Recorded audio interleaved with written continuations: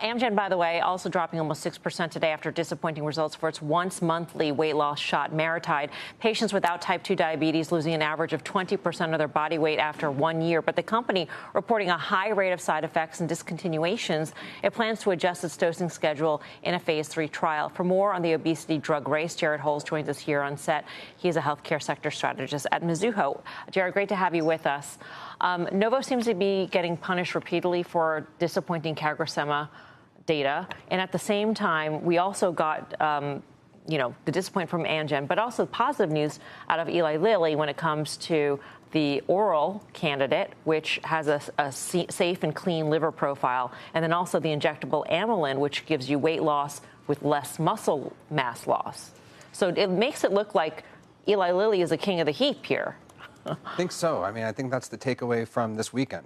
We all kind of went into it trying to ascertain whether there were, different disparities in the market that we could kind of glean from a data standpoint. It just doesn't look like anyone's even close to Lilly at this point. I mean, Novo's the second best, I guess, because they've been on the market the longest and they have 33% of the market.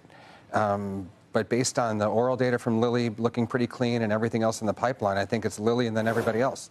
So for CagriSema, how much do you just sort of write down that pipeline? Or is there still hope they will produce great, the promised 25% weight loss in a later trial?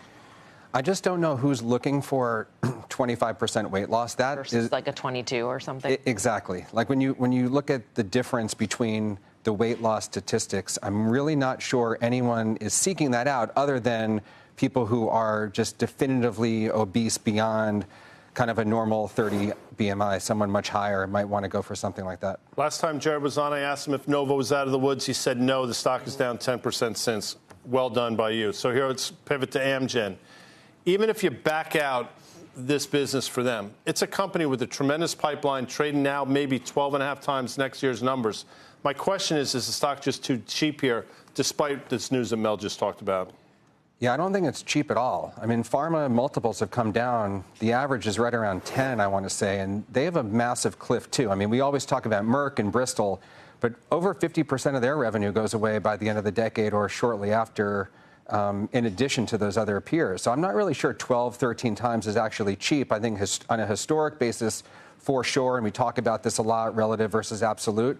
But I would rather wait for Amgen to come in because all the other peers have sold off tremendously. This one has kind of hung in there. So I guess that gets me into the biotech discussion versus traditional pharma. I mean, biotech actually has had a pretty decent run. It's been under some pressure, but there have been performance, and there's some sense that there are more catalysts to M&A and whatnot. So for a lot of investors, not buying a particular name, but buying either XBI or IBB. I mean, just some thoughts on that, because it was a storm. It was a winter storm for a long time, and it feels like the environment's changed. Yeah, Tim, I think that's right. Don't love biotech by any means. I think we still have a lot of things to kind of clean up.